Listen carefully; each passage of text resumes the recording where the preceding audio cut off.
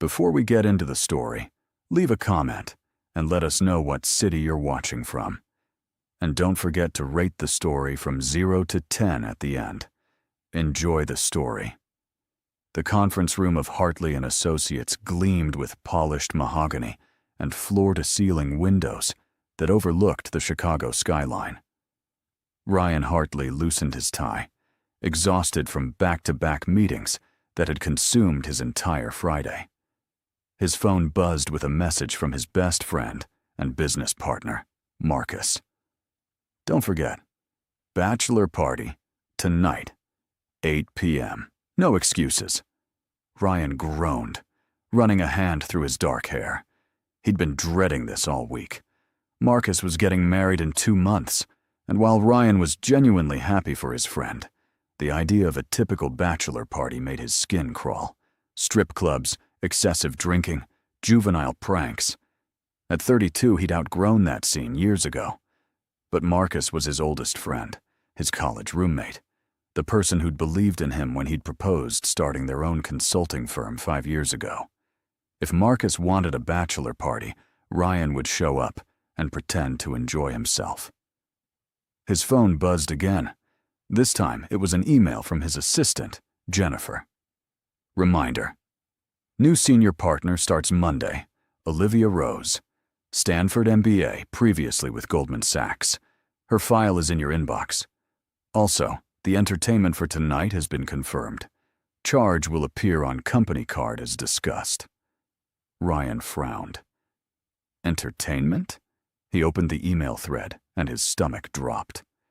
Marcus had apparently convinced Jennifer to hire a stripper for the party, claiming it was tradition and that Ryan needed to loosen up. The reservation was for a private suite at the Sterling Hotel downtown, where they'd also booked rooms for anyone too drunk to drive home. He considered canceling, but knew Marcus would never let him hear the end of it. Besides, how bad could it be? They'd have some drinks, the entertainment would do whatever it is they did, and everyone would go home, professional and clinical. He could handle one night. At 7:45, Ryan found himself in the hotel's private elevator, ascending to the penthouse suite. Marcus had gone all out, apparently. When the doors opened, Ryan stepped into a space that looked more like a luxury apartment than a hotel room.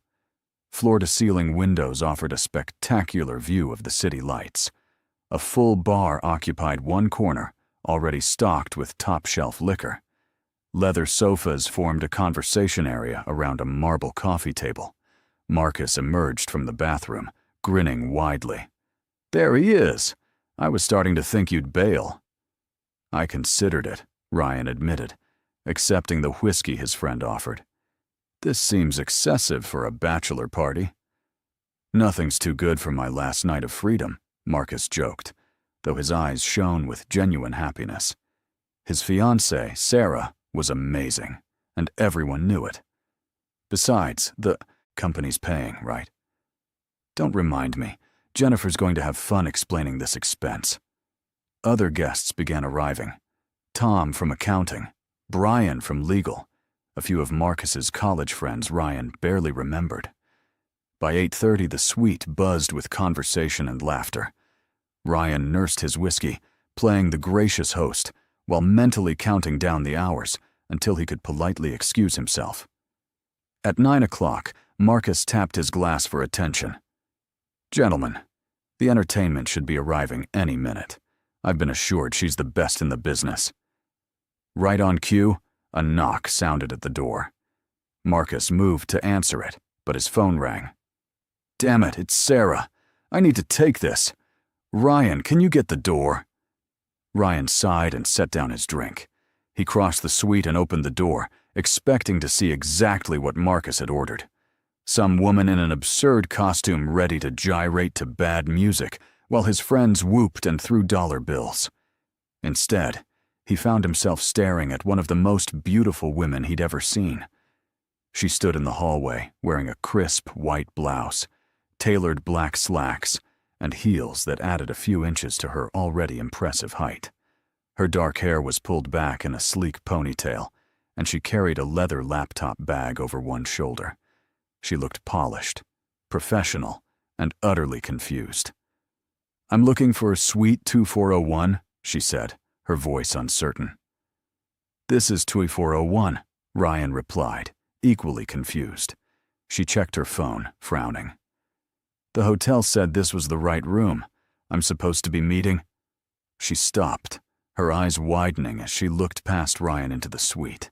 He turned to see Marcus and the others watching with interest, several holding up their phones to record. "Oh no," the woman said quietly. "This is not what I think it is it?" "That depends," Ryan said slowly. "What do you think it is?" Before she could answer, Marcus appeared at Ryan's shoulder, grinning from ear to ear. "Fantastic. Come in, come in. We've been waiting for you." The woman's professional composure cracked slightly. "I think there's been a mistake. I'm here for a business meeting." "Sure you are," Marcus said with a wink that made Ryan want to die of embarrassment. "Very professional. We appreciate the commitment to the role." "Marcus," Ryan said sharply, but his friend was already ushering the bewildered woman inside. "Gentlemen," Marcus announced, "our entertainment has arrived." The woman's face flushed deep red. "I'm not your entertainment. I'm Olivia Rose. I'm here to finalize contract details with Ryan Hartley before I start on Monday." The name hit Ryan like a punch to the gut. Olivia Rose, his new business partner. The woman whose file sat unread in his inbox because he'd been too busy to review it. The Stanford MBA who was supposed to help take their firm to the next level. And Marcus had just mistaken her for a stripper. The suite fell completely silent. Everyone stared at Olivia, then at Ryan, then back at Olivia. Ryan's mind raced, trying to figure out how to salvage this absolute disaster of a situation. "You're Olivia Rose," he said, his voice sounding strangled even to his own ears. "Yes," she replied, her tone ice cold now. "And you're Ryan Hartley, I presume? The man who apparently thinks it's appropriate to conduct business meetings at bachelor parties with hired entertainment." Ryan's face burned with humiliation. "This is not what it looks like. We didn't know you were coming. The hotel, there must have been a mix-up with the rooms." "A mix-up," Olivia repeated flatly, her dark eyes flashing with anger and something else. "Hurt, maybe." "So you didn't invite me to your bachelor party, and then hire someone to pretend to be me for laughs?" "What? No. God, no. This is Marcus's bachelor party." Ryan gestured helplessly at his friend, who at least had the decency to look mortified now. "We booked this suite for the evening. I had no idea you were coming to Chicago tonight. Your start date isn't until Monday." Olivia's grip tightened on her laptop bag. "I emailed your assistant 3 days ago requesting a brief meeting tonight to go over some contract points before the weekend. She confirmed this room number and said 9 o'clock would be perfect." Ryan pulled out his phone, frantically scrolling through his emails. Sure enough, there it was, buried under dozens of other messages. Olivia's request, Jennifer's confirmation, and a note that the company had booked Suite 2401 for business purposes that evening. He'd been so focused on dreading the bachelor party that he hadn't noticed his assistant had double-booked the suite, or that she thought the business purposes were his meeting with Olivia, not Marcus's entertainment. "I'm so sorry," Ryan said, meaning every word. "This is a terrible misunderstanding.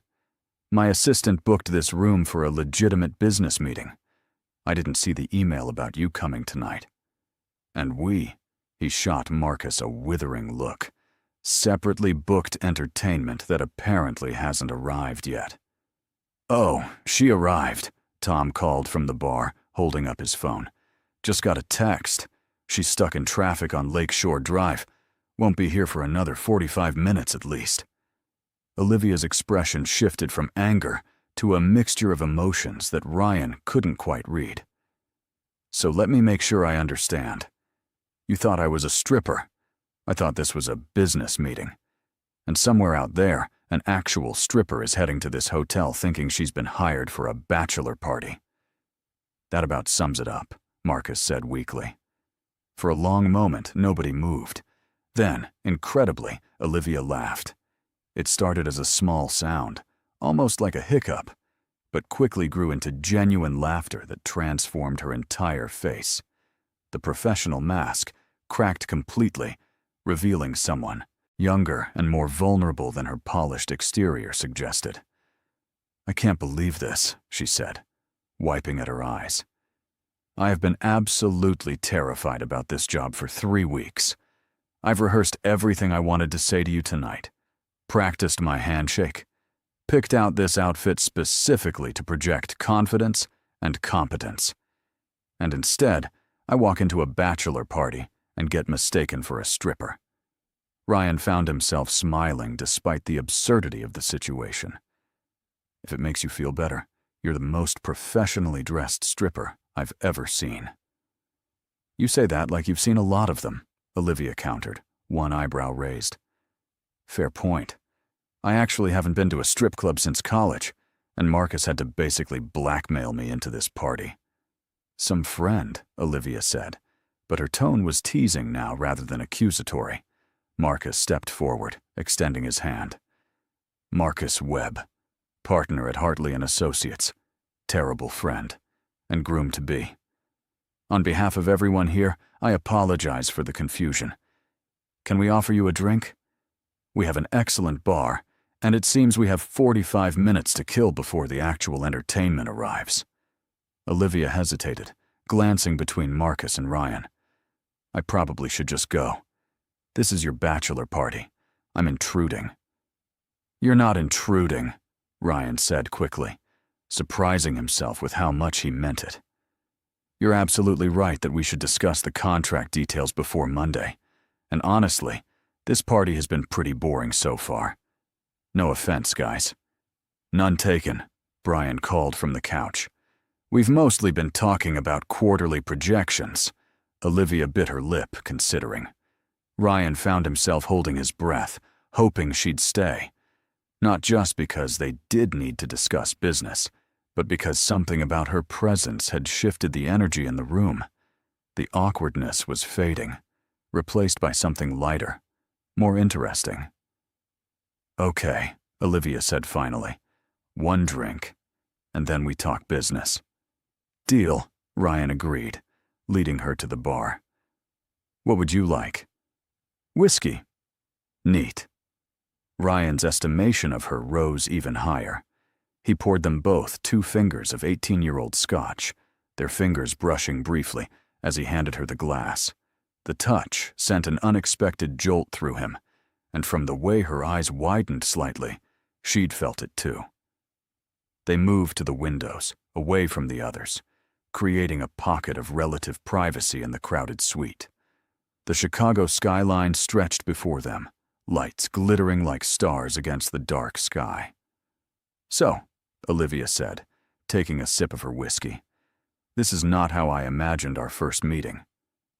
"I don't think anyone could have imagined this," Ryan replied. "Though I have to say, you handled it better than I would have." "Oh, I was about 3 seconds away from a panic attack. I just hide it well." "The professional mask?" "Exactly. It's exhausting. Always having to prove yourself. Being a woman in finance, you learn early that any show of emotion gets weaponized. So you develop this armor." She gestured at her outfit. "Conservative clothes, perfect posture. Never let them see you sweat." Ryan studied her profile, the way the city lights played across her features. "For what it's worth, you don't need armor here. Marcus and I built this firm on the principle that talent matters more than anything else. Your credentials are impressive. Stanford, Goldman Sachs, the work you did on the Henderson merger. You earned this position." Olivia turned to face him fully. "Did you actually read my file, or are you just saying what you think I want to hear?" "I'm saying it because it's true. Though I'll admit, I only skimmed your file this afternoon. I should have read it more thoroughly. Should have been prepared for tonight. Life happens. Emails get missed. Business meetings get accidentally combined with bachelor parties." She smiled. and Ryan felt that jolt again, stronger this time. At least this will make a good story someday. Think you'll still want the job after this? Are you kidding? This is the most interesting first impression I've ever made.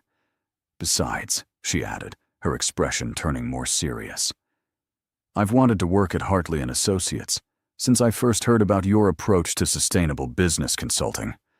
What you and Marcus have built, it matters. It's not just about profits. You're actually trying to make companies better, not just richer. Ryan felt warmth spread through his chest that had nothing to do with the whiskey.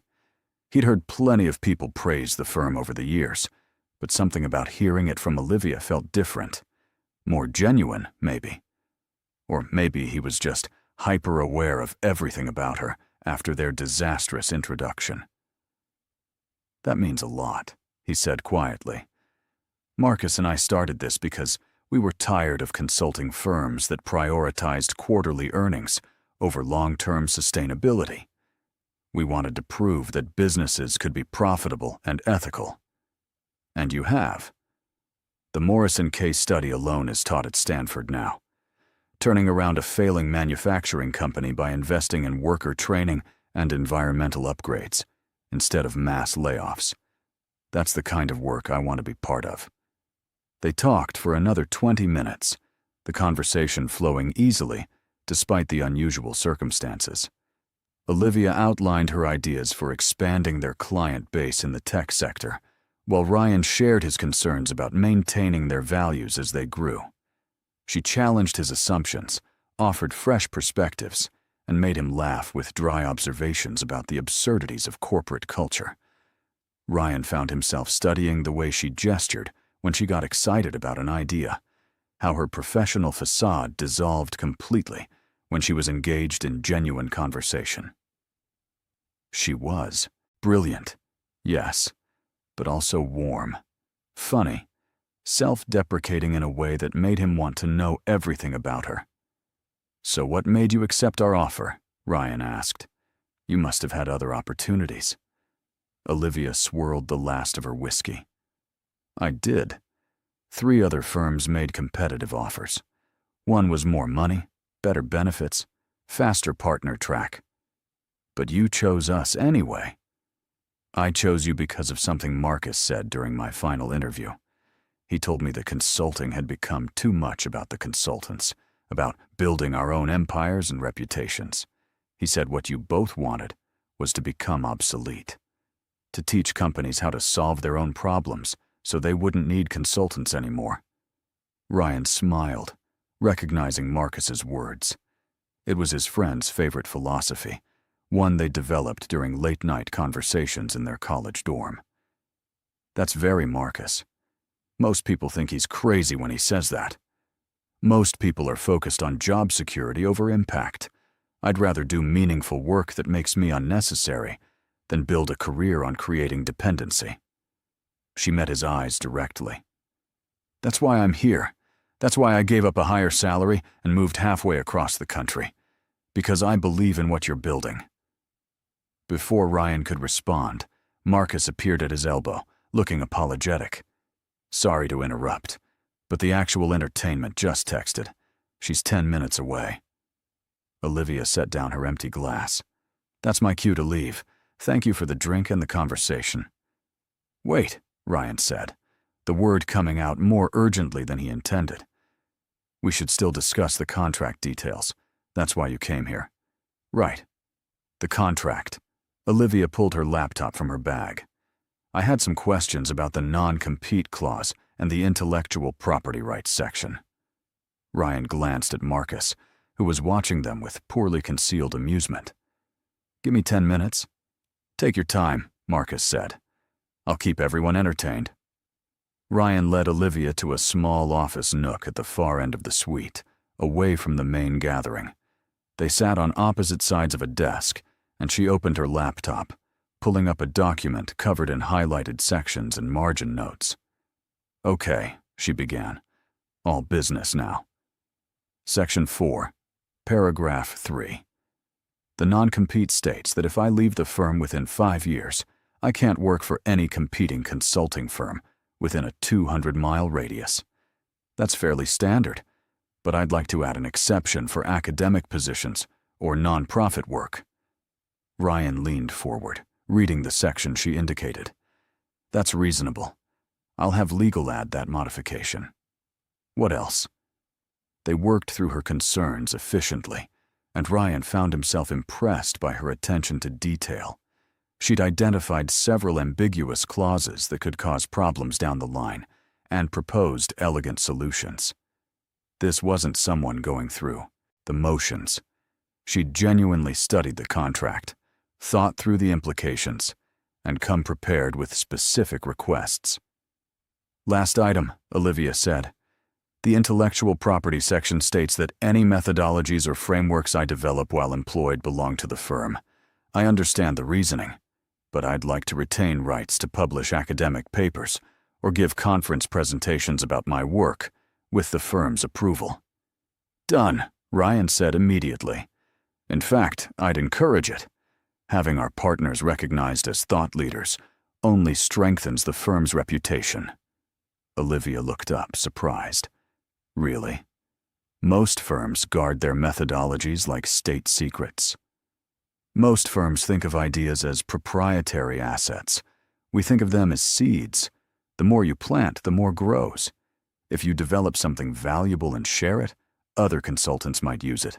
But companies also learn they don't need to hire anyone. That's a win in our book. She studied him for a long moment, something shifting in her expression. You really believe that? Absolutely. I made the right choice coming here.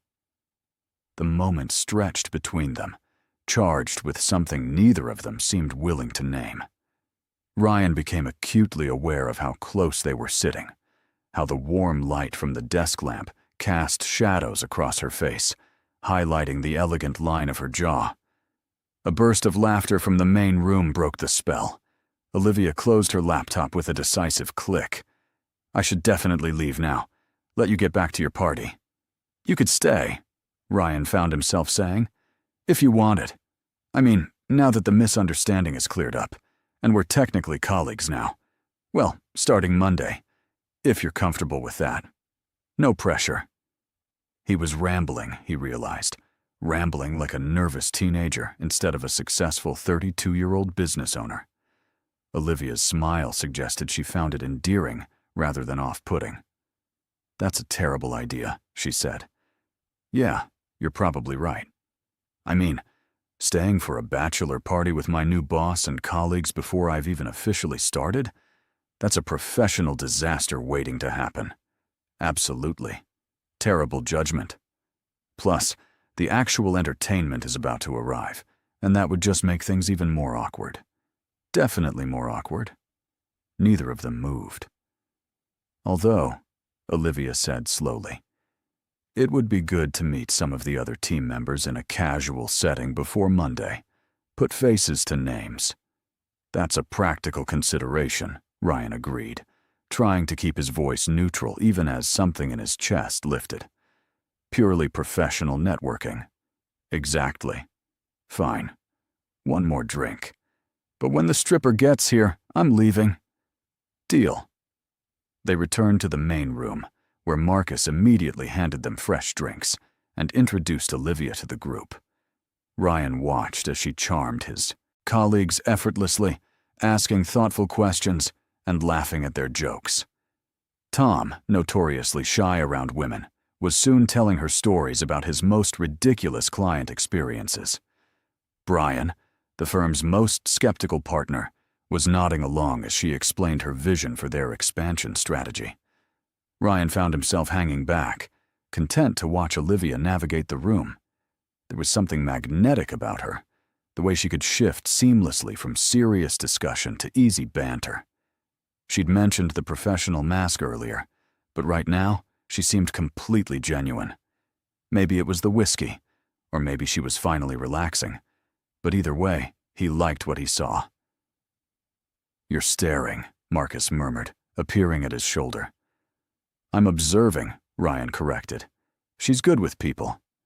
She's great with people. And you're definitely staring. It's not like that. She's our new partner. It would be completely inappropriate to… To what? Notice that she's beautiful and brilliant? Too late, buddy. Everyone in this room has noticed.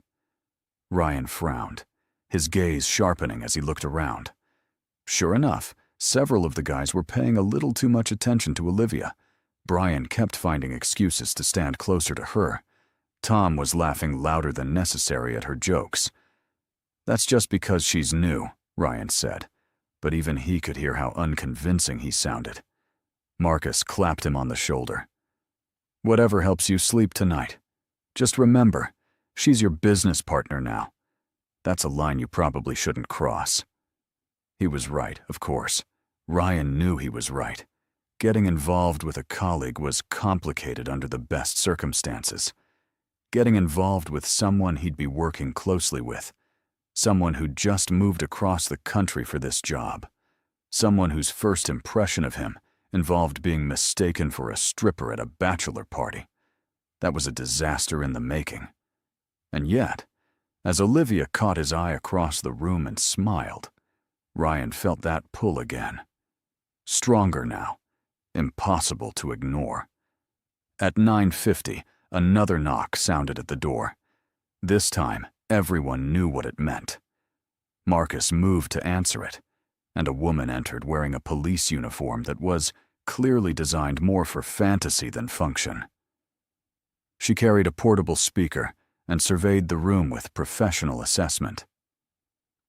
"Evening, gentlemen. Someone here having a bachelor party?" "That would be me," Marcus said, suddenly looking less enthusiastic than he had earlier. The woman nodded, beginning to set up her equipment. Olivia caught Ryan's eye and gestured toward the door. He nodded, making his way over to her. "I should definitely go now," she said quietly. "Probably wise." They walked to the door together, and Ryan stepped into the hallway with her, letting the suite door close behind them. The sudden quiet felt intimate after the noise of the party. "Thank you," Olivia said, "for handling that whole situation with grace. A lot of men would have gotten defensive or tried to brush it off as no big deal. It was a big deal. You deserved better for your first impression of the firm. Well, it certainly was memorable." She shifted her laptop bag on her shoulder. "I'll see you Monday?" "Monday," Ryan confirmed. 9 a.m. Jennifer will show you to your office. Looking forward to it." She started toward the elevator, then paused, turning back. "Ryan?" "Yeah. Tonight was actually kind of great. Once we got past the whole stripper confusion, I mean. You made me feel welcome. Like I belonged here already." Something in Ryan's chest tightened. "You do belong here, Olivia. Your ideas, your perspective, that's exactly what we need." She smiled, soft and genuine, then disappeared into the elevator. Ryan stood in the empty hallway for a long moment after the doors closed, trying to process what had just happened. He'd had business meetings before. He'd hired new partners. But none of them had left him feeling quite like this, exhilarated and terrified in equal measure. When he returned to the suite, the entertainment was in full swing. The woman in the police uniform was performing an elaborate routine, while Marcus sat in a chair looking simultaneously embarrassed and amused. The other guys were hooting and throwing dollar bills, their phones out recording every moment. Ryan grabbed his coat. "Leaving already?" Tom called out. "Party's just getting started." "Early morning tomorrow," Ryan lied. "You guys have fun." He made it to the elevator before Marcus caught up with him, slightly out of breath. "Seriously? You're bailing on my bachelor party? You have a stripper and an open bar. You'll survive without me." Marcus studied his face. "This is about Olivia." "This is about me being tired and not particularly interested in watching a stranger take off her clothes. You like her. She's a colleague, Marcus. She's not a colleague yet. She doesn't start until Monday. That gives you a whole weekend to what? Ask her out? She just moved here for this job. She's probably stressed about starting a new position, finding her way around a new city. The last thing she needs is her boss hitting on her. Co-boss, Marcus corrected. You're partners. And for what it's worth, I saw the way she looked at you. That wasn't just professional courtesy. Ryan shook his head, but he couldn't quite suppress a smile. Go back to your party. Enjoy your last night of freedom, even though we both know Sarah has you completely wrapped around her finger. Happily wrapped, Marcus agreed. And for the record, I think you're making a mistake, but I respect it. Just don't let that respect turn into regret. The elevator arrived, and Ryan stepped inside. As the doors closed, he pulled out his phone and typed a quick message. Made it home safely. Looking forward to Monday. Olivia. Ryan stared at his screen, rereading the message 3 times. It was perfectly professional, perfectly appropriate. And yet something about those 2 sentences felt weighted with possibility. He typed and deleted several responses before settling on, same. Sleep well. It wasn't enough. It was too much. It was exactly what he should say, and nothing like what he wanted to say. He hit send anyway. The weekend crawled by with excruciating slowness. Ryan tried to focus on work, reviewing files, and preparing for Olivia's integration into the firm, but his mind kept drifting back to Thursday night. The way she'd laughed when the truth came out, her passion when discussing their business philosophy.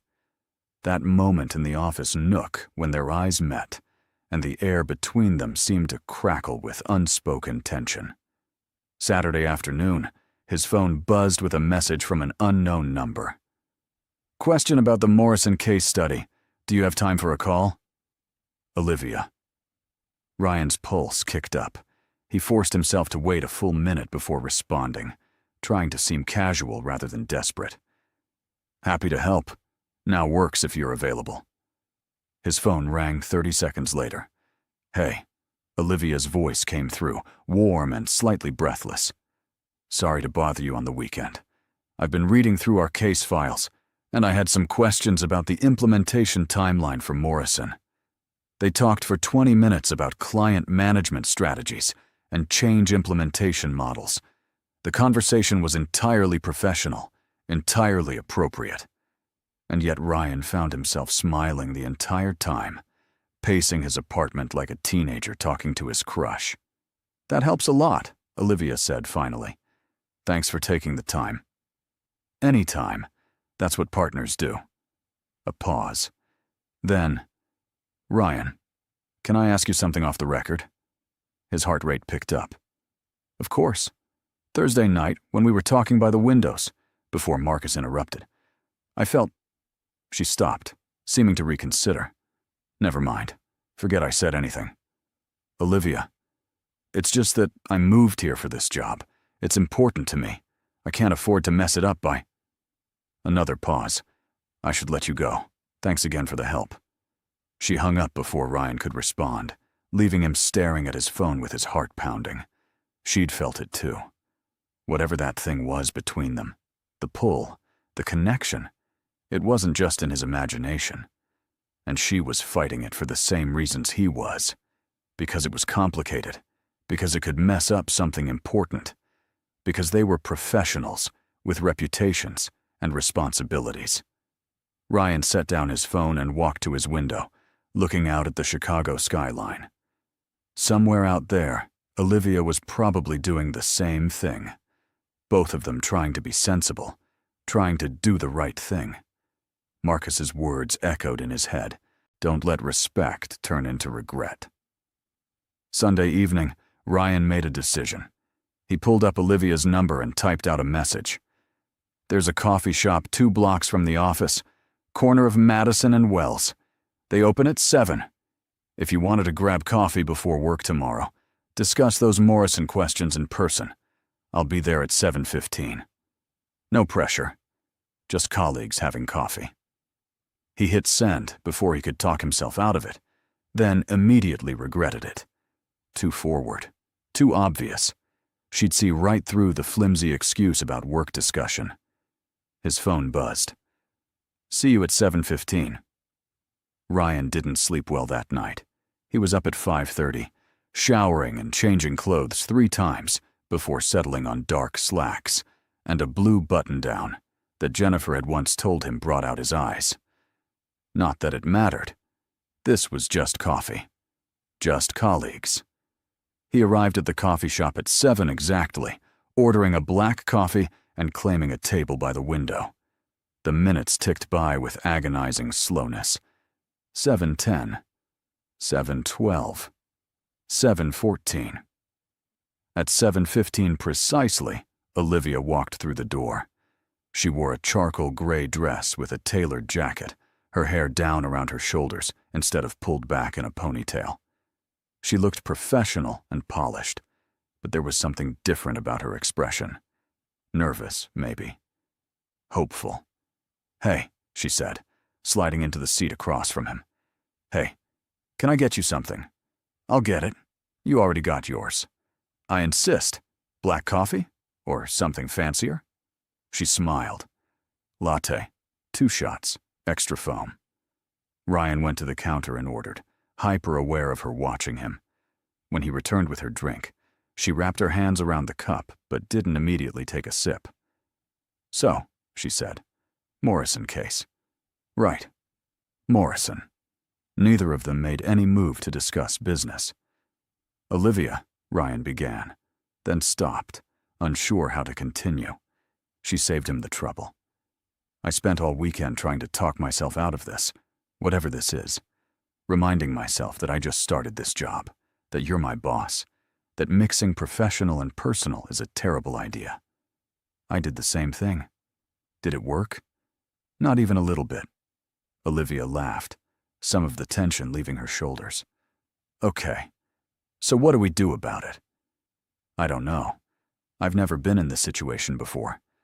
Marcus keeps telling me I'm too cautious, too focused on doing everything by the book. But the book exists for good reasons. The book also doesn't account for walking into a bachelor party and being mistaken for a stripper, then having the most interesting conversation you've had in months with someone you're supposed to work with. That's a fair point." They sat in silence for a moment, the morning sun streaming through the window and casting patterns across their table. Around them, other people got their coffee and rushed off to start their days, oblivious to the small drama playing out in the corner. "What if we just see how it goes?" Olivia suggested. "No pressure, no expectations. We're colleagues, and maybe we're also friends. If something more develops naturally, we deal with it then. But we don't force it or avoid it. We just let it be what it is." Ryan considered this. It was sensible, measured, exactly the kind of approach he usually favored. And yet, part of him wanted to argue, wanted to push for something more definitive. But Olivia was right. They barely knew each other. Thursday night had been intense and strange, but it was just one night. Maybe the connection would fade once they settled into the routine of working together. Maybe the awkwardness would kill whatever attraction they felt. Or maybe it would grow into something neither of them could ignore. "Okay," he agreed. "We see how it goes." "Okay." She finally took a sip of her latte, then made a face. "This is really good. I might become a regular here." "The owner is a former client. We helped him restructure his business plan when he was struggling. Now he's got 3 locations across the city. So you actually practice what you preach, making yourselves obsolete. Trying to, anyway." They talked for another 30 minutes, and Ryan felt himself relaxing. Maybe this could work. Maybe they could navigate the complexity of being colleagues and whatever else they were becoming. Maybe. His phone buzzed with a message from Jennifer. "Emergency. Peterson account. Need you at the office now." Ryan showed Olivia the message, and they both stood, gathering their things. The easy atmosphere shifted back to professional as they walked the 2 blocks to the office building. "Welcome to day 1, Ryan said as they entered the lobby. "Baptism by fire. I like it." Jennifer met them at the elevator, looking frazzled. "Peterson just called. Their CFO resigned this morning, effective immediately. Something about embezzlement allegations. It's a mess, and they want a full audit and restructuring plan by end of week. Ryan's mind immediately shifted into crisis management mode. Get Marcus on the phone. We'll need legal review of their financial records, and contact our forensic accountant. Already done. Conference room 3. The elevator doors opened on their floor, revealing the controlled chaos of a consulting firm dealing with a major client emergency. Ryan glanced at Olivia, who looked remarkably calm given the circumstances. "Still think you made the right choice joining us?" he asked. "Are you kidding? This is exactly the kind of work I want to do. Peterson Manufacturing employs 3,000 people. If they go under because of one person's fraud, that's 3,000 families affected. We can help fix this." Her eyes shone with genuine excitement, and Ryan felt that pull again. She got it. She understood why. This work mattered. "Then let's get to work, partner." The conference room was already full when they arrived. Marcus was on a video call with Peterson's interim CEO. Brian had financial documents spread across the table. Tom was frantically taking notes on a legal pad. "Ryan, good," Marcus said, looking relieved. "We need to establish a timeline. How fast can we mobilize a full audit team?" Ryan thought quickly. 24 hours for initial assessment. Full audit will take a week, maybe 2, depending on how deep the fraud goes. They want it in 5 days. That's not realistic for a thorough. They're talking about filing for bankruptcy protection if we can't show them a path forward by Friday. The room fell silent. Bankruptcy would mean layoffs, possibly liquidation. Everything they'd helped Peterson build over the past 3 years could disappear. Olivia stepped forward. "What if we brought in additional resources? I have contacts at 3 forensic accounting firms who owe me favors. We could run parallel investigations, compare results, have a preliminary report in 72 hours. Marcus looked at Ryan, eyebrows raised. Ryan nodded. "Make the calls," he told Olivia. "Whatever resources you need, you have authorization to hire them." The next 72 hours were brutal. Ryan lost count of how many cups of coffee he consumed, how many hours he spent staring at financial documents that blurred together into incomprehensible columns of numbers. The firm's entire senior staff worked around the clock, sleeping in shifts on the office couches when they couldn't keep their eyes open any longer. Olivia proved invaluable. Her contacts came through, bringing in experts who tore through Peterson's financials with surgical precision. She coordinated between teams, synthesized their findings, and somehow managed to keep everyone fed and caffeinated despite the chaos. Ryan found himself watching her work, impressed by how seamlessly she'd integrated into the crisis response. There was no learning curve, no hesitation. She saw what needed to be done and did it, stepping on no one's toes while still asserting her expertise when necessary. At 2 a.m. on Wednesday morning, they were alone in the conference room, both staring blearily at yet another spreadsheet. "This is insane," Olivia muttered, rubbing her eyes. "Who embezzles money by hiding it in the equipment depreciation budget?" "Someone who thinks they're clever, but isn't quite clever enough," Ryan replied. He highlighted another suspicious transaction. "Look at this. Same pattern, different account." Olivia leaned closer to see his screen, her shoulder brushing his. They'd been working in close proximity for days now, but this felt different. The office was dark and quiet except for their corner of light. Everyone else had finally gone home or crashed in the break room. "You're right," she said softly. "It's systematic. He's been doing this for at least 18 months. Probably longer. We'll need to go back further in the records. Tomorrow. Right now, my brain is mush." Ryan glanced at his watch. "It's tomorrow already." Olivia groaned, letting her head drop to the table. "I can't remember the last time I slept. Or ate something that wasn't from a vending machine. There's a 24-hour diner 3 blocks from here. Best pancakes in Chicago." She lifted her head, squinting at him. "Are you asking me to leave this crisis and get pancakes at 2 in the morning?" I'm saying we've been at this for 16 hours straight. Our brains need a break. 30 minutes. Fresh air, real food. Then we come back with clear heads. That's actually sensible advice. I have my moments. They grabbed their coats and walked out into the cool night air. The city was quiet at this hour. Just a few taxis and delivery trucks making their way through empty streets. Ryan led the way to the diner, a hole-in-the-wall place with cracked vinyl booths and fluorescent lighting that had probably been installed in the 70s. But the coffee was hot and strong, and the pancakes arrived fluffy and golden, exactly as promised. "Okay, you were right," Olivia said after her first bite. "These are amazing. Told you. This place got me through my first year of business school. I probably ate here 3 times a week." "Did you always know you wanted to be a consultant?" Ryan considered the question. "Not exactly. I studied economics because I was good at math, and my parents thought it was practical.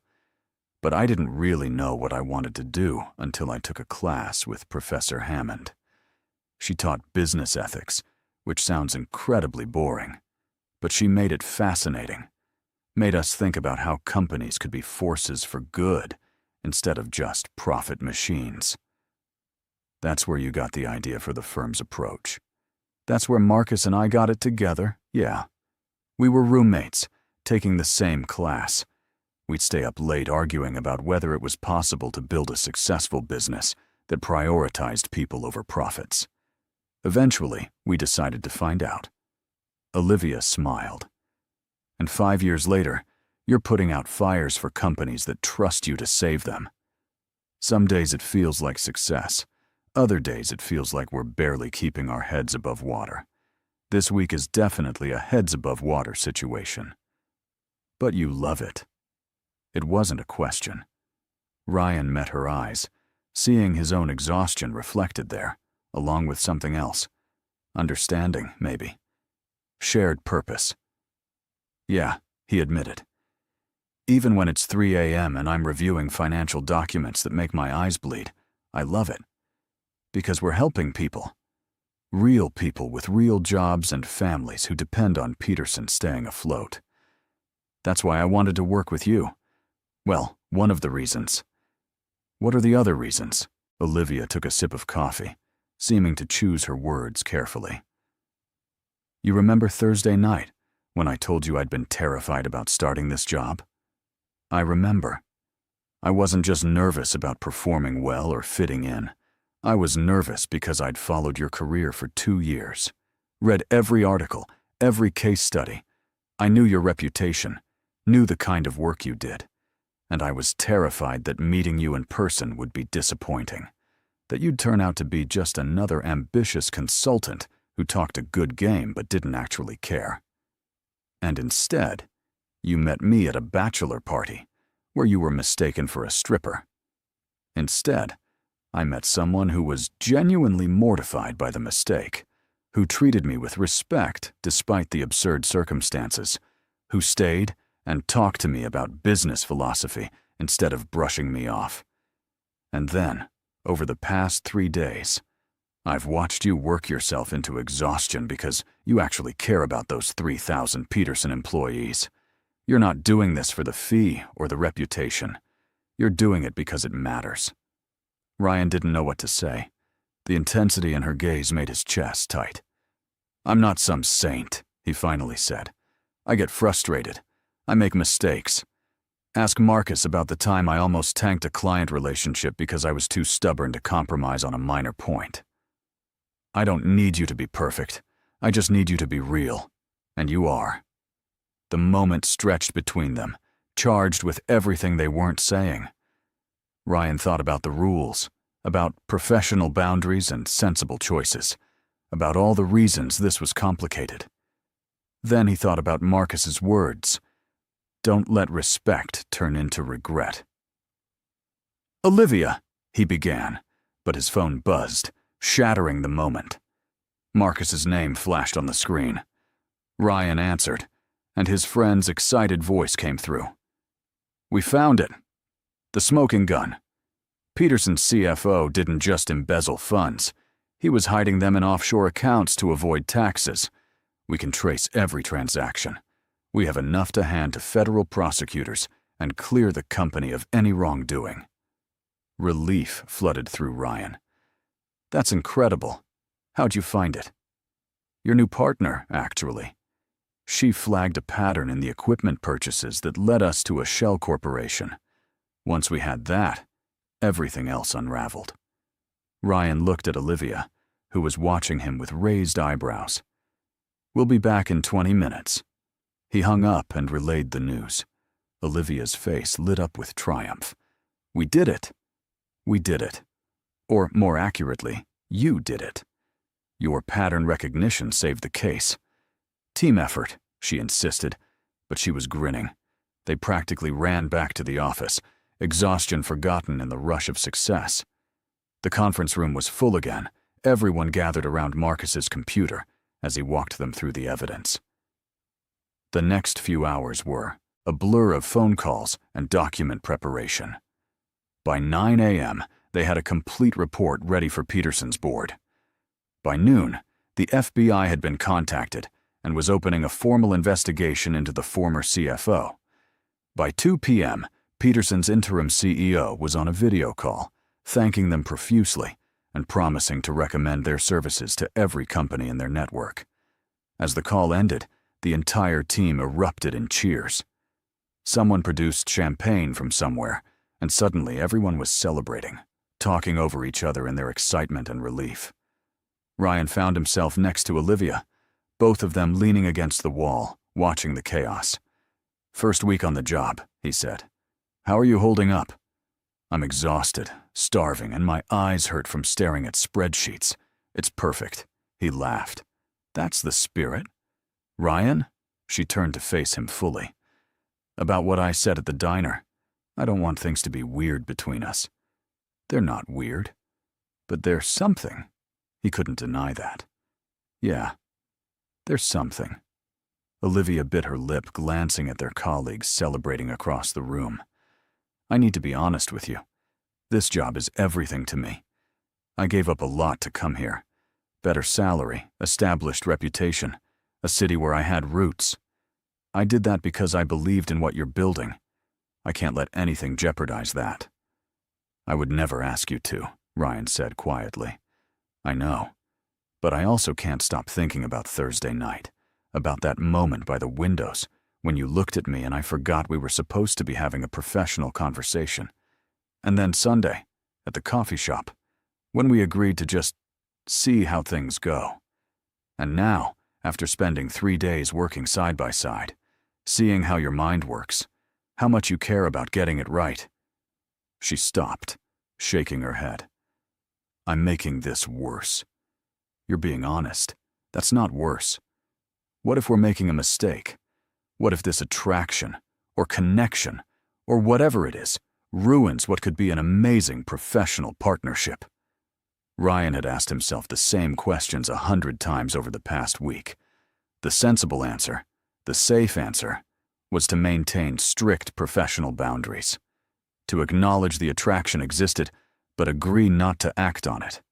To protect the firm, protect their working relationship, protect themselves from potential heartbreak. But standing here, watching Olivia's expressive face as she voiced her concerns, Ryan realized something.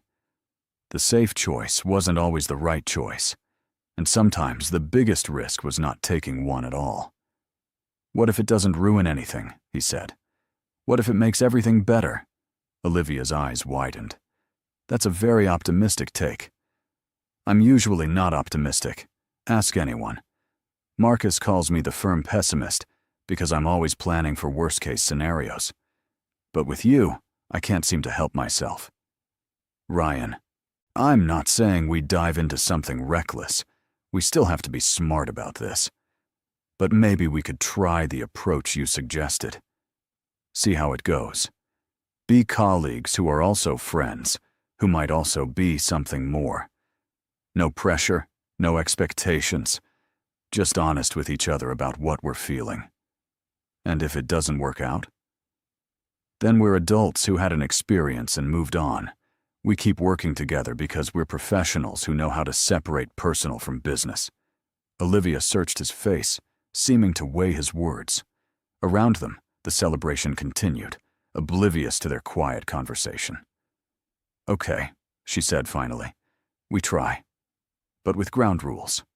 I'm listening. 1. Work comes first. Always. If we ever get to a point where this, whatever this is, interferes with our professional obligations, we stop. Agreed. 2. We're honest. If either of us wants to slow down or stop, we say so immediately.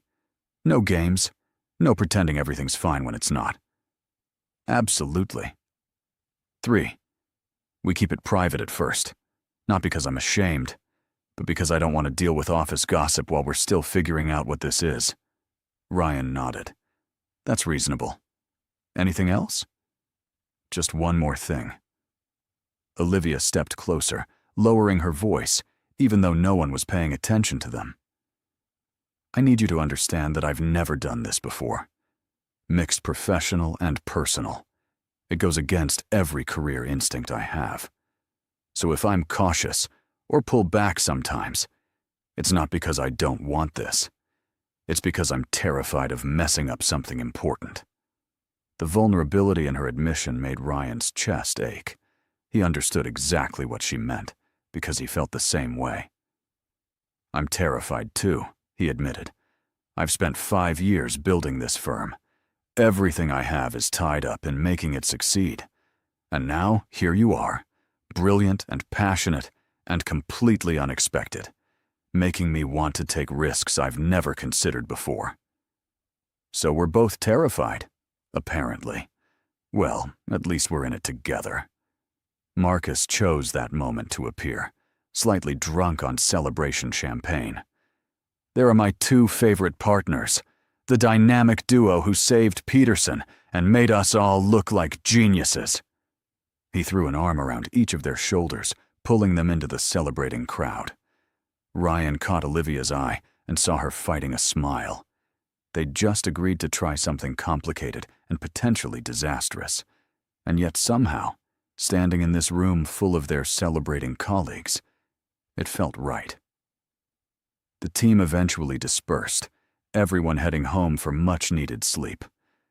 Ryan found himself walking out with Olivia, both of them moving slowly, exhausted, but wired from the day's events. Can I give you a ride? Ryan offered. You must be dead on your feet. I'm staying at a hotel until I find an apartment. It's only a few blocks. I'll walk with you then. They strolled through the late afternoon sunshine, and Ryan was struck by how different this felt from their early morning coffee earlier in the week. Then, everything had been tentative, uncertain. Now, after 3 days of crisis management and one honest conversation, something had shifted. So, Olivia said as they reached her hotel, ground rules established. Where do we go from here? I don't know. I've never done this before either. We're both terrible at this. The worst. They stood on the sidewalk, neither quite ready to say goodbye. Hotel guests flowed around them, but Ryan barely noticed. Dinner? He suggested. Not tonight. We're both too exhausted. But maybe Friday. There's a Thai place in Lincoln Park that's supposed to be incredible. Thai place in Lincoln Park. Is this a date, Ryan Hartley? Would you like it to be? Olivia considered, a smile playing at her lips. Yes, I think I would. Then it's a date. Okay, but fair warning. I'm going to spend the next 2 days second-guessing this decision and probably driving myself crazy with anxiety. I'll be doing the same thing. We can compare notes over pad thai. She laughed, and the sound settled something in Ryan's chest. This was right. Terrifying and complicated, and potentially disastrous. But right. See you tomorrow, partner, Olivia said. See you tomorrow. Ryan waited until she disappeared into the hotel before turning to head home. His phone buzzed with a message from Marcus. You asked her out, didn't you? Ryan smiled. Maybe. About damn time. Don't screw this up. Thanks for the vote of confidence. I'm serious. She's good for you, good for the firm. Don't let your overthinking ruin something before it even starts." Ryan pocketed his phone, Marcus's words echoing in his head. His friend was right. He had a tendency to overthink, to plan for every possible contingency until he talked himself out of taking chances. But Olivia was worth the risk. He could feel it in his bones, the same way he'd known 5 years ago that starting the firm with Marcus was the right move, even when everyone told them they were crazy. The next day at work, they fell into an easy rhythm, professional in meetings, friendly but not obviously familiar in front of others, but stealing moments alone where they could talk freely. Ryan found himself looking forward to those moments, a shared coffee break, a quick consultation in his office, a late evening when most people had gone home and they could relax their guard. Friday arrived, and Ryan spent an embarrassing amount of time getting ready for dinner. He changed clothes 3 times, fussed with his hair, arrived at the restaurant 15 minutes early, and then walked around the block twice so he wouldn't seem too eager. When he finally entered the restaurant at exactly 7 p.m., Olivia was already there, waiting at the bar. She wore a deep blue dress that made her eyes seem even more striking, her hair loose around her shoulders. "Hey," she said, smiling as he approached. "Hey, you look amazing." "So do you. I like the sweater." They were seated at a corner table, private but not isolated. The restaurant had warm lighting and the spicy aroma of Thai cuisine. Conversation flowed easily once they settled in. Away from the office and the pressure of the Peterson case, they could finally just talk. Ryan learned that Olivia had grown up in California, that her parents had immigrated from Taiwan before she was born, that she'd fallen in love with business strategy after taking an economics class her sophomore year of college. "What about you?" Olivia asked, stealing a spring roll from his appetizer plate. "What made you choose Chicago? You could have gone anywhere after business school." Marcus had already decided to stay here. His now fiancée Sarah is from Chicago, and she'd just gotten a job at Northwestern. So when he suggested we start the firm here, it made sense. Plus, the market was underserved. A lot of companies needed consulting help but couldn't afford the big New York or LA firms. So you built something better and more accessible. We tried. Some days we succeed more than others.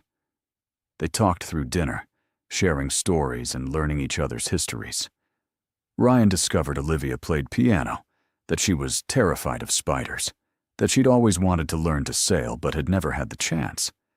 She learned that he'd played basketball in high school, that he was terrible at cooking but great at assembling furniture, that he'd read every business biography he could find and still kept a running list of leadership lessons in a notebook. "That's very on brand for you," Olivia teased. "Organized, thorough, probably color-coded." "It's not color-coded, but you considered it." Ryan laughed, maybe briefly. After dinner, they walked through Lincoln Park, the evening warm and perfect. Street lights cast soft glows on the sidewalk, and the park was full of people enjoying the night, couples holding hands, families with children, groups of friends laughing together. "I should probably tell you something," Olivia said as they strolled. "I almost didn't come to Chicago." "What do you mean?" 2 days before I was supposed to leave California, I had a complete panic attack. I was in my empty apartment, everything packed, and I suddenly couldn't breathe. I kept thinking about everything I was leaving behind. My family, my friends, the job offers I'd turned down. What if I was making a huge mistake? What if the firm wasn't what I thought it was? What if I couldn't handle the work? Ryan stopped walking, turning to face her. "What changed your mind?" "My mom. She came over and found me crying on the floor surrounded by boxes. She sat down next to me and told me a story about when she first came to America. She was 18, barely spoke English, moving to a country where she knew no one. She was terrified. But she did it anyway, because she believed it would lead to something better." Olivia's eyes glistened with emotion as she continued. "She told me that fear is just proof you're doing something that matters. If you're not scared, you're not pushing yourself. You're not growing. And then she said that if I stayed in California because I was afraid, I'd spend the rest of my life wondering what could have been. She sounds like an incredible woman. She is. And she was right. Coming here was terrifying. But it was also necessary. I needed to prove to myself that I could do it. That I could take a risk and build something new. They resumed walking, and Ryan found himself reaching for her hand. She didn't pull away, just laced her fingers through his like it was the most natural thing in the world. "I'm glad you came," Ryan said quietly. "Me too. Even if my first impression involved a bachelor party and a stripper mix-up. Especially because of that. It broke the ice pretty effectively. That's one way to look at it." They walked in comfortable silence for a while, just enjoying the night and each other's company. Ryan couldn't remember the last time he'd felt this content. Usually, his mind was racing ahead, planning next steps and anticipating problems. But right now, in this moment, he was just present. "Can I ask you something?" Olivia said eventually. "Anything." "What do you want? Not for the firm, not for your career, for yourself." Ryan considered the question. "Honestly, I don't know if I've let myself think about it. I've been so focused on building the firm, proving it could work, that I haven't really thought about what comes after success. So think about it now." He stopped walking again, this time pulling her to face him fully. The park lights cast shadows across her face, making her eyes seem darker, more mysterious. "Right now, in this moment, I want this. I want to spend time with someone who challenges me and makes me laugh. I want to build something meaningful, both professionally and personally. I want to take the risk of caring about someone, even though it's complicated and scary. I want to see where this goes." Olivia stepped closer, closing the distance between them. "That's a pretty good answer. What do you want?" "The same things, plus pad thai. That restaurant was really good." Ryan laughed, and then they were kissing. It was soft and sweet and perfect, everything a first kiss should be. When they finally pulled apart, both slightly breathless, Olivia rested her forehead against his. "Well," she whispered, "that happened." "Yeah, it did. Still think this is a good idea?" "Best idea I've had in years." They walked back to Olivia's hotel, still holding hands, both aware that they'd crossed a line they couldn't uncross. At the entrance, they stopped, neither quite ready to say goodnight. "So, what happens now?" Olivia asked. "We see how it goes, just like we agreed." "Ground rules still apply." "Absolutely. Work first, honesty always, keep it private until we're ready." "Okay." She smiled up at him. "Same time next week." "I'd like that." "Me too." One more kiss, brief but full of promise, and then Olivia disappeared into the hotel. Ryan walked home, his mind racing, but his heart settled. This was right. He didn't know how it would all work out, didn't have a plan or a strategy. But for once in his life, he was okay with that. Over the next few weeks, they fell into a pattern, professional during business hours, with only subtle signs of their growing relationship. A shared glance across a conference table, a light touch on the shoulder when passing in the hallway, inside jokes that only they understood. But after work, they explored Chicago together. Olivia was new to the city, and Ryan loved showing her his favorite places. They tried new restaurants, visited museums, went to concerts. Every date revealed more layers to who she was. Brilliant and ambitious, yes, but also funny and thoughtful and surprisingly spontaneous.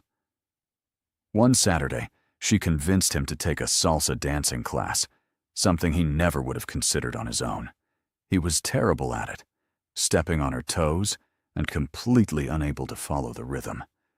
But she laughed the entire time, patient and encouraging, and by the end of the class, They'd achieved something that might generously be called dancing.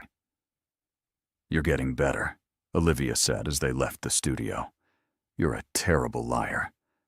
"Okay, you're still pretty bad, but you're enthusiastically bad, which counts for something. I'm never doing that again. You say that now, but I bet I can convince you to come back next week." She was right. He went back the next Saturday, and the one after that. Not because he enjoyed salsa dancing, he really didn't, but because he loved watching Olivia light up when she danced, loved how unself-conscious she became when moving to the music. At work, their partnership flourished. Olivia's fresh perspective combined with Ryan's experience created a dynamic that elevated every project. They challenged each other, pushed each other to think differently, and somehow always ended up with better solutions than either would have developed alone. Marcus noticed, of course. He cornered Ryan in his office one afternoon, closing the door behind him. "So you and Olivia?" Ryan didn't bother denying it. "Yeah. How's that going?" "Really well. Better than I expected." Marcus studied his face. "You're happy. I haven't seen you this relaxed in years." "I am happy. Also terrified, but mostly happy." "Good. You deserve this." Marcus hesitated, then added, "Just be careful, okay? Not because I think it won't work out, but because when it's good, when it really matters, that's when you're most vulnerable." Ryan understood what his friend wasn't saying. Be careful with her heart. Be careful with your own. "I know. Trust me. I'm aware of all the ways this could go wrong." "Stop that. Stop planning for disaster. Just enjoy what you have." It was good advice, and Ryan tried to follow it. But old habits died hard, and sometimes, late at night, he'd lie awake thinking about all the complications. What if their relationship affected their working dynamic? What if other employees felt like Olivia got special treatment? What if they broke up and couldn't work together anymore? But then he'd see Olivia the next day, and all those worries would fade. Because whatever risks this relationship carried, the reward was worth it. 3 months into their relationship, Olivia finally found an apartment. Ryan helped her move in, along with Marcus and a few other colleagues who'd been roped into carrying boxes up 3 flights of stairs. "This place is perfect," Olivia said, looking around the empty space. Hardwood floors, exposed brick walls, huge windows that let in lots of natural light. "I can't believe it was in my budget." "It's a great neighborhood too," Ryan said, setting down a particularly heavy box labeled books. "There's a coffee shop on the corner that's open until midnight, and the best pizza place in Chicago is 2 blocks away."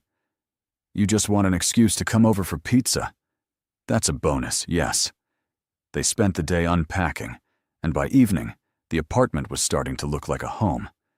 Olivia ordered Thai food, their tradition now, and they ate sitting on the floor of her living room, surrounded by half-empty boxes. "Thank you," Olivia said, "for helping today, for making me feel welcome in this city, for everything, really. You don't need to thank me. I wanted to help. Still, moving to a new place is hard, even when it's the right choice. Having you here makes it easier." Ryan set down his food and moved closer to her. "Olivia, I need to tell you something." Her expression turned cautious. "That sounds serious." "Not serious bad. Serious important." He took her hand. "These past 3 months have been incredible. You've challenged me professionally, pushed me to think differently about our business model. But more than that, you've made me realize what I'd been missing in my personal life. I was so focused on work that I'd forgotten there was supposed to be more to life than just career success." "Ryan, let me finish. I know we agreed to take things slow, to see how it goes. And I'm okay with that. But I also want you to know that this isn't casual for me.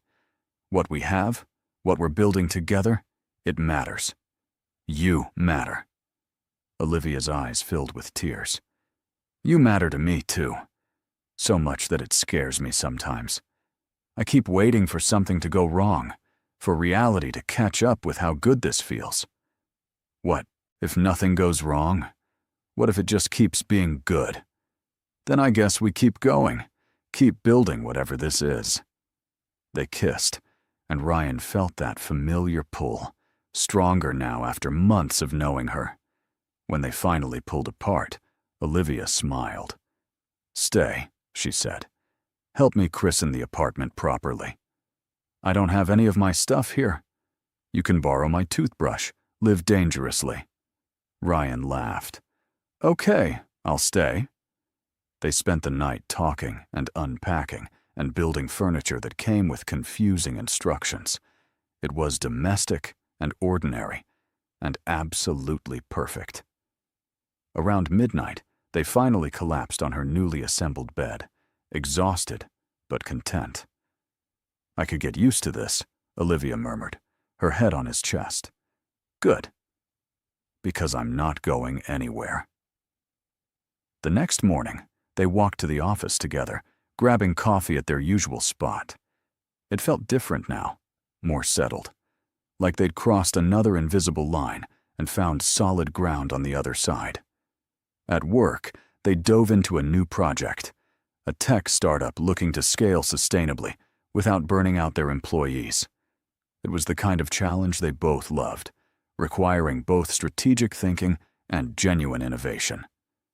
They were in the middle of a brainstorming session, throwing ideas back and forth, when Jennifer knocked on the conference room door. "Sorry to interrupt. Ryan, you have a call from David Morrison." Morrison, as in Morrison Manufacturing, their first major case study. The client who'd trusted them when no one else would, who'd let them prove their approach could work. Ryan excused himself and took the call in his office. 20 minutes later, he returned to the conference room, his expression unreadable. "Everything okay?" Olivia asked. "Morrison wants to nominate us for the National Business Ethics Award. Apparently, the turnaround we helped them achieve is getting attention. There's going to be a ceremony in New York next month." The room erupted in excited chatter. The National Business Ethics Award was huge, the kind of recognition that could elevate the firm to an entirely new level. "That's incredible," Marcus said. "We should celebrate." "We should also probably tell the team," Olivia added. "This affects everyone." They called an all-hands meeting, and the news was received with cheers and hugs. Someone broke out champagne left over from the Peterson celebration. The entire office buzzed with excitement and pride. Ryan found himself standing next to Olivia, watching their colleagues celebrate. She'd been with them less than 6 months, but already she was integral to the team.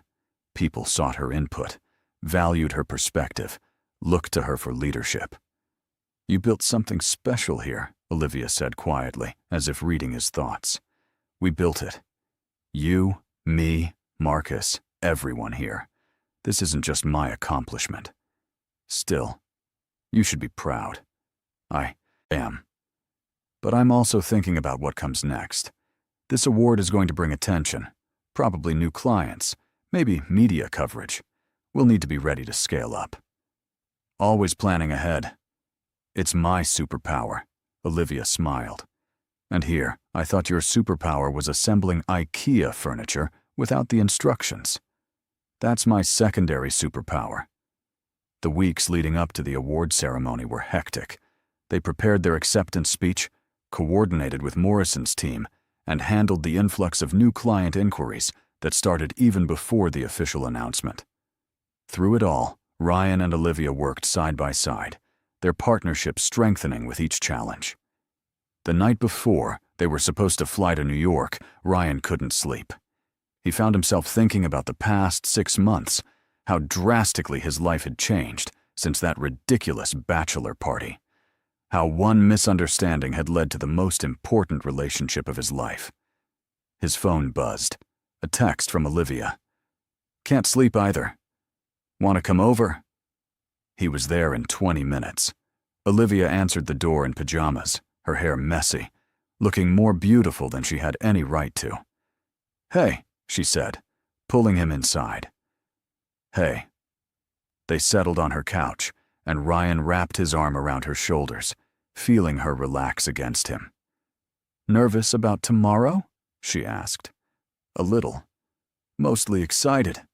This is validation that what we're doing matters." "It does matter. You've always mattered." Ryan kissed the top of her head. "When did you get so wise?" "I've always been wise. You just didn't notice because you were too busy being mistaken for hiring me as a stripper. Are you ever going to let me live that down?" "Never. It's too good a story." They sat in comfortable silence, and Ryan thought about Marcus's advice. "Stop planning for disaster. Just enjoy what you have." "Olivia." "I'm in love with you." He felt her go still, then slowly pull back to look at him. Her eyes were wide, searching his face. "Say that again." "I'm in love with you. I have been for a while now, but I wasn't sure when to say it. And then tonight, sitting here with you, it just felt right to tell you." Olivia's eyes filled with tears. "I love you too. I've been terrified to say it because it makes everything feel so real, so permanent. But I do. I love you." They kissed, deeper this time, full of relief and joy and promise. When they finally pulled apart, both were smiling. "So what happens now?" Olivia asked. "Same thing that's been happening. We keep building this. Together." "Together," she agreed. The next day, they flew to New York with Marcus. The award ceremony was held in a grand ballroom, full of business leaders and ethics professors and journalists. When their firm's name was called, the three of them walked on stage together to accept the award. Ryan gave the speech they'd prepared, thanking Morrison and their team and everyone who'd believed in their vision. But when he looked out at the audience, his eyes found Olivia, standing in the front row with tears streaming down her face, proud and beautiful, and he realized that this moment, this recognition, this validation of years of hard work, was incredible. But it wasn't the most important thing that had happened to him in the past 6 months. Meeting Olivia was. Building a life with her was.